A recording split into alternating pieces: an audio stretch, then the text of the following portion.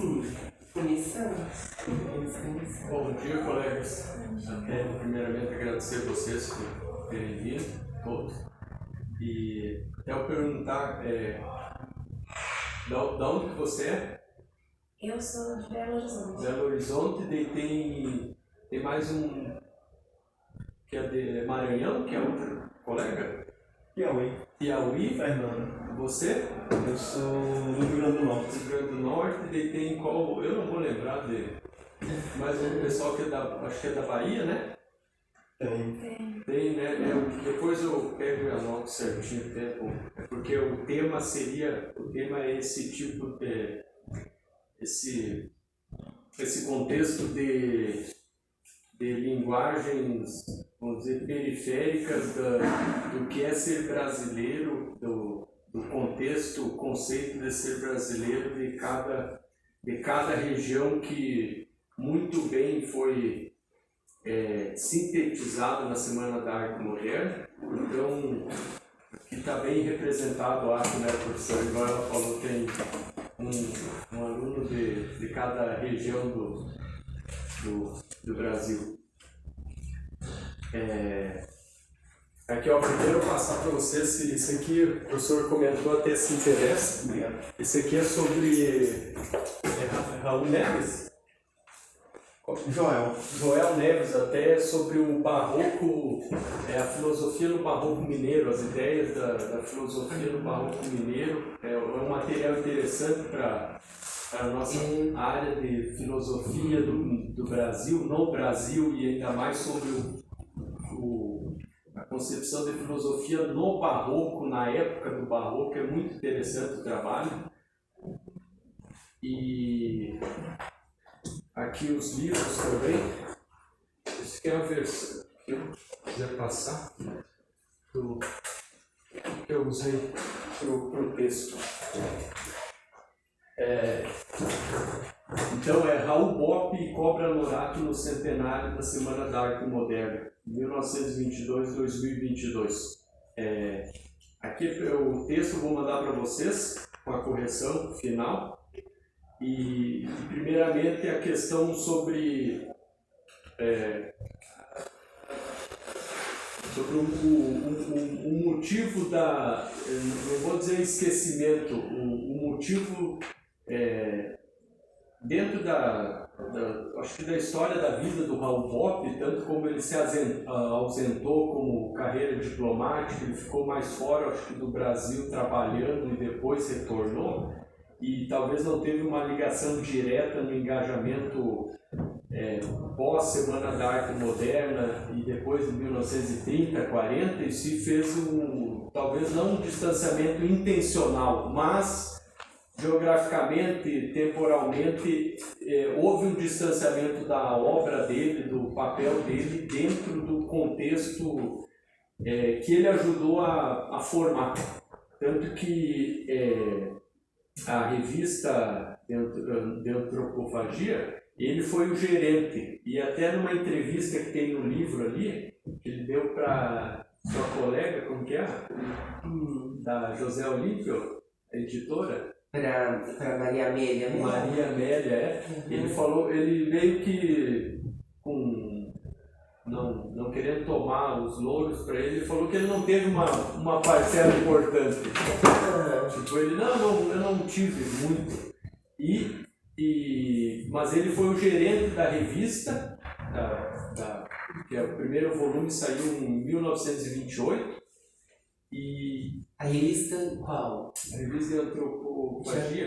Antropofagia. Ele era o gerente e tinha o Alcântara Machado, que era o diretor, Então ele ajudou de um jeito, vamos dizer assim, ele ficou nos bastidores, talvez assim a gente pode dizer. Mas, como no texto tem uma observação da Lígia Moroni Averbuck, que ela escreveu um livro sobre Cobra Norato e a Revolução Caraíba, 1985, ela fala da importância do Raul Bopp como um dos 3 formadores da tríade mítica do modernismo. E daí ela fala de Mário de Andrade com Macunaíma, 1928, que foi publicado, Cassiano Ricardo e Martim Sererê, 1928 também, publicação, e Raul Bopp com Cobra Norato, 1931 a publicação. Então a importância dele com esses 2 autores é muito importante para o início era um dos projetos de escrever mais registros bibliográficos, pesquisas sobre o tema em si, antropofagia, e depois foi gerando a revista, e eles tinham um projeto de escrever para crianças, tanto que o início do projeto do Cobra Norato, que se iniciou, foi idealizado em 1921, ele era para ser um texto talvez voltado também para o público infantil. Então ele começou em 1921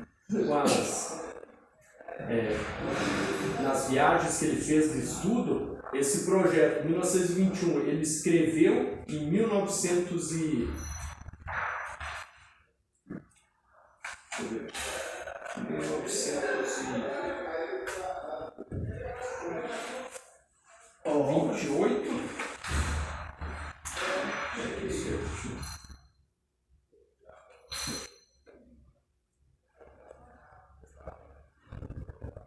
Ele escreveu em 1928 e publicou em 1932. Então, são 11 anos da idealização. 1921, que foi na viagem que ele fez na época, que ele andava pela região norte, Belém, Pará, Amazonas, e foi publicar em 1932. Outra parte aqui, a história dele de nascimento, ele nasceu no Rio Grande do Sul, fez viagens ainda novo, antes dos 20 anos, pelos 16 anos, do Paraguai a Mato Grosso a cavalo, e depois voltou para a cidade dele para começar a estudar. Daí, nesse início de estudo de Direito, ele foi a Porto Alegre, Rio de Janeiro, Recife,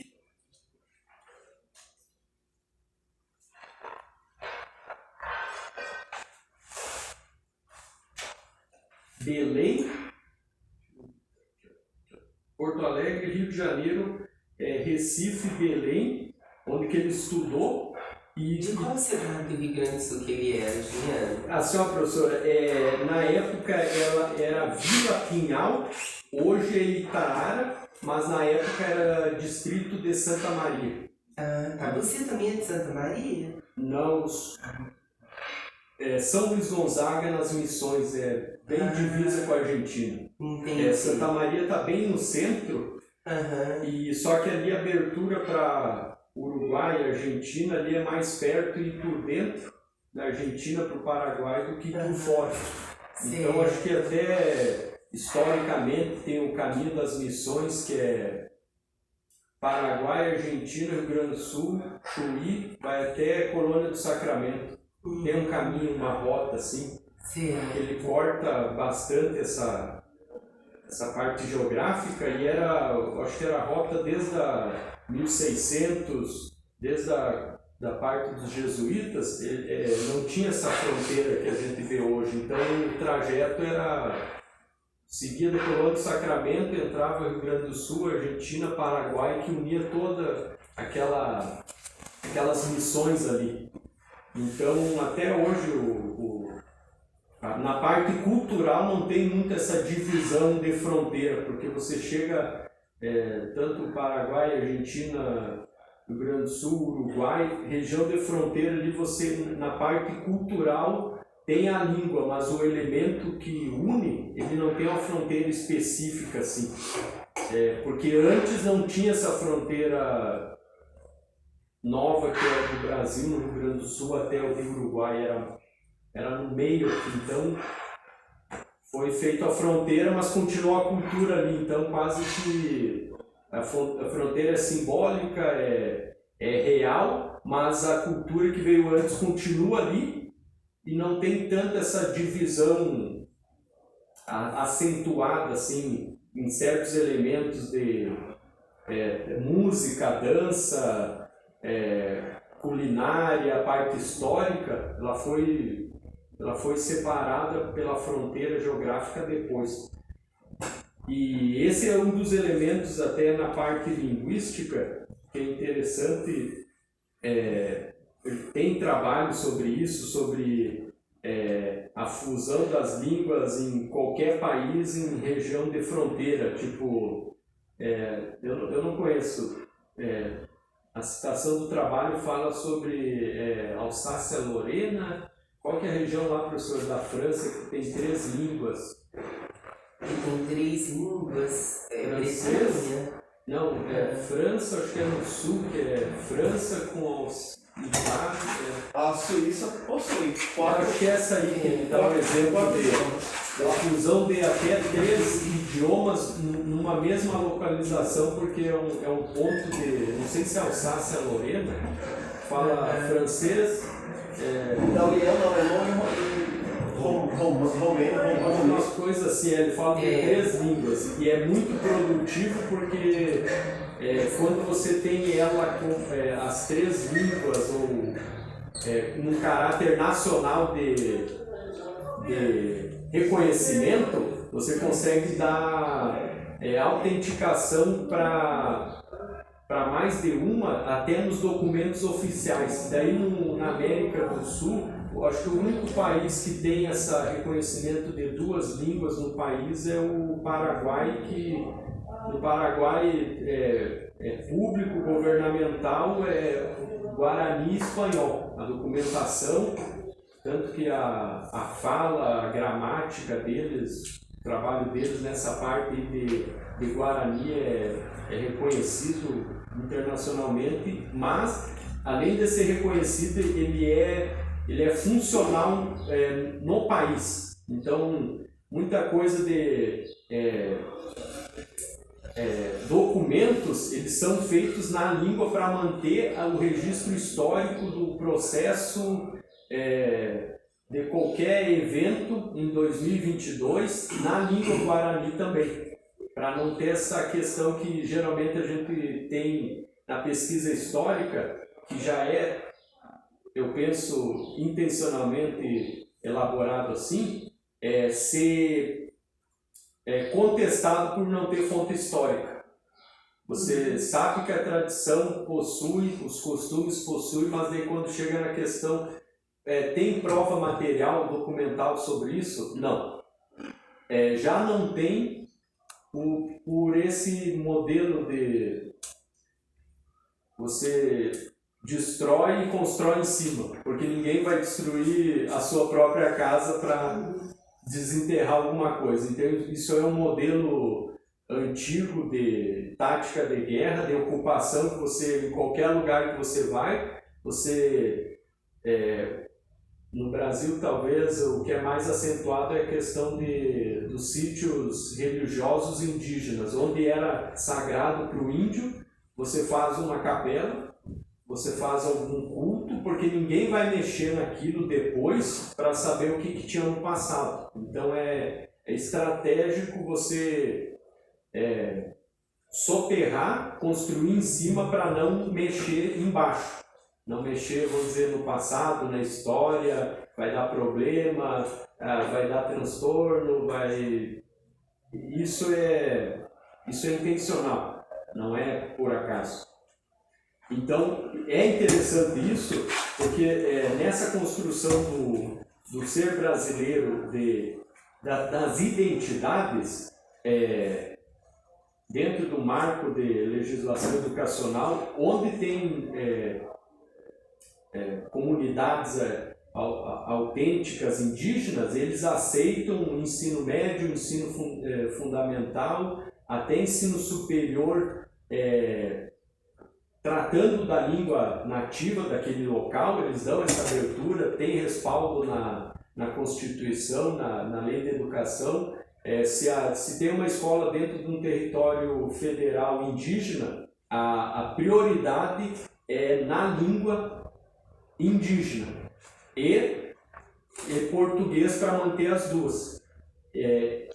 Tendo esse respaldo da lei, você pode ter a formação dos professores, formação às vezes de conteúdo, de material, e teria muito mais um exemplo que esse exemplo do Paraguai, que você faz a documentação oficial, tem que estar nas duas línguas. Então isso aí é um exemplo muito importante de como que funciona e como que é respeitado essa dualidade de línguas, da identidade do mesmo país. E deixa eu ver o que mais. Aqui eu queria deixar registrado, aqui é do Rio Grande do Norte, né? Qual que é o seu nome? Thiago? Leonardo. Eu conheço pouco, professor. Só um livro que eu cheguei a ler, mas a importância, já que a gente está falando dos, talvez um pouco esquecidos, é do Luiz da Câmara Cascudo. Ele tem até um instituto lá, em nome dele, não é um museu, que trata toda a obra dele, de divulgação, de preservação. Ele escreveu, acho que mais de 170 livros. Eu não sei cronologicamente assim, a importância dele, mas para mim assim, todo esse material coletado na vida dele foi suporte, e é suporte até hoje para qualquer pesquisa dentro do Brasil sobre o que é cultura no Brasil, porque a gama de estudos dele assim, fora do normal, assim, não é do normal. Ele é considerado, acho que um polímata de várias formações que ele tinha. Ele não tinha uma formação, acho que ele tinha quase 7 formações. E o que ele fez, assim, a obra maior dele é o Dicionário do Folclore Brasileiro, que ele levou, acho, quase 20 anos para concluir, a pedido do secretário de Educação na época. Mas esse é um só dos trabalhos dele. Aconselho procurarem pesquisar o trabalho dele, independente de questão filosófica ou não. É um conhecimento que a gente tem que ter quando a gente fala em Semana da Arte Moderna, sobre essa identidade do Brasil. A obra do Câmara Cascudo, acho que é essencial, e eu acho que ele foi base para muita pesquisa posteriormente na Semana da Arte Moderna, tanto que ele fazia esse diálogo muito produtivo, assim, com o regionalismo. Não é conservador, o regionalismo, vamos dizer, aqui eu uso telúrico porque é o mais ligado à terra, mais fixo, o ponto geográfico da pessoa. E com o modernismo, vamos dizer, modernismo, ele tinha trânsito, ele tinha diálogo, ele tinha essa conversa positiva, independente de estar numa posição, conseguir conversar com o outro. Isso aí é um exemplo que a gente vê que falta hoje, a gente conseguir eliminar essa barreira e ver o outro como um reflexo e até um incentivo de reconhecimento próprio. Quando a gente sai da nossa zona habitual, da nossa zona natural de conforto, talvez, a gente talvez vê no outro, na outra cultura, num outro lugar, numa outra tradição, o mesmo espelhamento vamos dizer assim, de um costume, de um princípio, só que de uma outra forma. Isso aí, às vezes, quando a gente se aparta, deixa mais evidente a nossa própria, porque daí a gente está fora. Daí parece mais evidente um costume de comer tal comida num outro lugar que não tem, porque daí aquela necessidade faz em você ver em si próprio o quão importante e você também vê talvez uma referência paralela na outra cultura. E quando você vê a importância na outra cultura e reconhece a sua, vamos dizer, quando dá essa consciência da importância do elemento, isso aí eu acho que é muito positivo. E dentro da concepção do Raul Bopp, ele passou por isso quando ele saiu da terra dele, da cultura dele, da tradição dele, mas para procurar essa busca pelo outro, pela identidade do outro, de um jeito conhecendo para respeitar, ou seja, quando a gente parte da tolerância sem conhecer, é quase que uma tolerância por obrigação. E daí isso aí não funciona, não dá certo, porque a pessoa faz aquilo por obrigação. E quando a pessoa busca conhecer aquela identidade, uma cultura, você tem um respeito diferente do que uma tolerância por obrigação. Porque você consegue se inserir, você consegue ver a importância para ele, que é a mesma sua.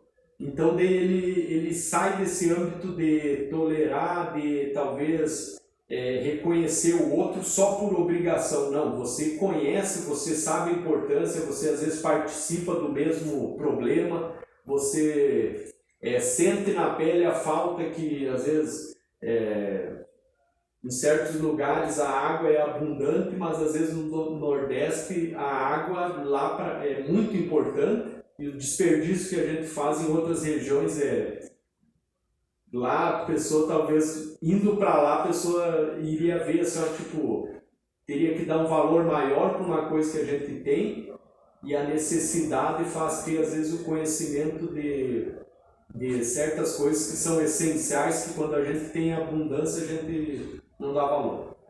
Então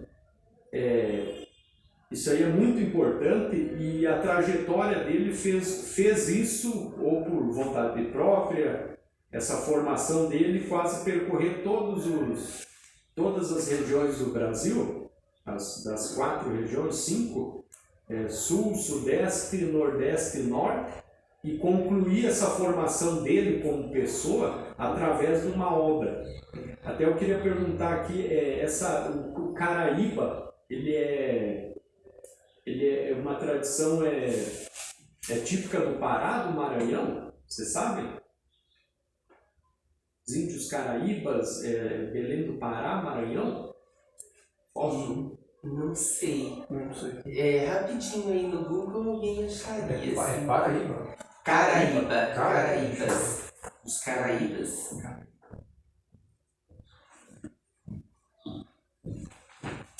Hoje pai Google resolve tudo, né? É incrível. São das pequenas Antilhas que deram nome ao Mar do Caribe. Mas Pará, então... Sua origem estaria no sul das Índias Ocidentais, na costa norte da América do Sul. Não, Caraíbas. Tribo indígena. Ah, deixa eu ver.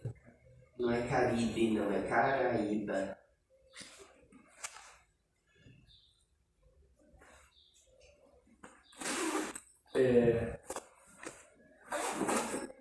Isso é o mais interessante desse texto, né? Essa referência aos indígenas, assim, eu acho que... a parte do texto em si, ele faz... musical também. Ele faz a... Tá aí, Vou pegar aqui. lê um trecho para Vou. seus colegas. Tem que horas que tem aí, professor? Qual que é o limite aí? 9,5?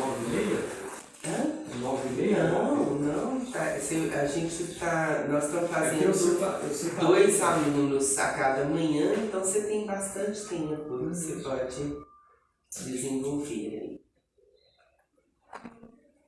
Até um intervalo, assim. A referência da cultura aqui que ele faz, específica, é sobre o... Como é que é o nome da...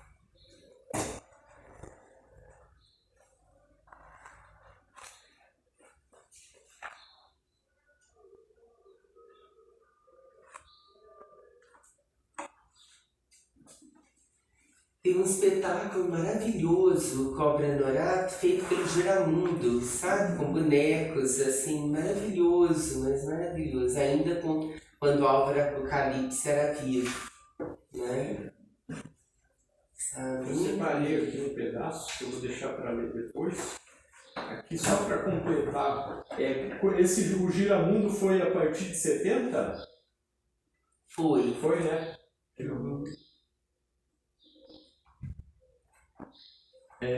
Para completar aqui um pouco o texto, para não ficar lendo.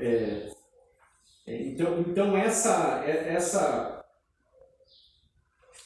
essas viagens, esse reconhecimento, essa busca pelo outro do Raul Bopp, foi uma contribuição importante, sem medir mais ou menos, com essas duas outras obras, Macunaíma, Martim Sererê, Cassiano Ricardo é paulista, Mário de Andrade paulista também.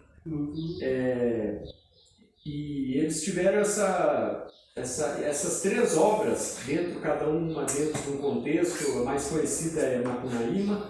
Elas têm essa formação, até a Lígia Averbuch fala de uma... Eu não me aprofundei, professor. Uma filosofia antropofagista. Se ela teve continuidade a partir dessas obras, se ela teve um aprofundamento assim, em outros autores, é uma coisa que eu vou me aprofundar depois. E a questão que eu coloquei aqui do telúrico, para deixar um pouco mais claro, que também para mim não é muito definido, porque quando a gente fala em telúrico, a gente fala da questão da terra. A cultura da sua terra, da onde você nasceu, ela tem uma importância vital, porque ela traz essa força telúrica da terra como seu ponto central, seu ponto de referência. E a questão atlântica é quando a gente trabalha com tradições que tem mais esse vínculo com o mar, como é que eu vou te dizer assim, ela é mais fluida. Você ao mesmo tempo está aqui num lugar, você está lá num outro país, você está lá no outro continente, então isso aí faz você girar em vários contextos, em várias culturas, talvez o comércio marítimo global, a parte marinha, a tradição de marinheiros, talvez eu acho que é um exemplo típico, porque você nunca está quase no mesmo lugar, você não cria muitas raízes, porque você sempre está num lugar. Talvez a marinha mercante, empresas que trabalham com transporte transatlântico, para a pessoa trabalhar, às vezes ela passa, ela vive num país, mas ela consegue às vezes fazer uma rota completa assim durante o trabalho. Então isso aí faz ela, ao mesmo tempo ela sabe a identidade dela, ela sabe quem ela é, mas o contato com as outras sempre está agregando. Sempre ela está num lugar diferente, numa língua diferente, numa comida diferente, uma moeda diferente. Tudo isso aí faz essa diferença do Atlântico ser mais global, mas mais movimentado, e o telúrico ser mais focado na questão terra, mais continental. Dentro da filosofia tem a diferença, filosofia continental, que é europeia, e a americana é analítica. Inglês e americano. Eles dão essa diferença, não sei se se encaixa muito a atlântica na analítica, mas a telúrica na continental ela tem uma ligação porque ela é mais voltada para aquela parte estática, histórica, que mantém no continente, na terra, na cultura, questões fixas, mais estáticas, e ela dá um respaldo como se fosse um alicerce para futuras indagações, sempre partindo de pressupostos anteriores. Fazer esse choque, esse bloqueio e criar a partir só do presente uma concepção, talvez seria uma filosofia, não sei se existe, uma filosofia futurista que não tem esse respaldo do que foi feito no passado. Não sei se cabe isso aí, se tem esse tipo de concepção de trabalhar sem esse arcabouço histórico como alicerce, como pano de fundo.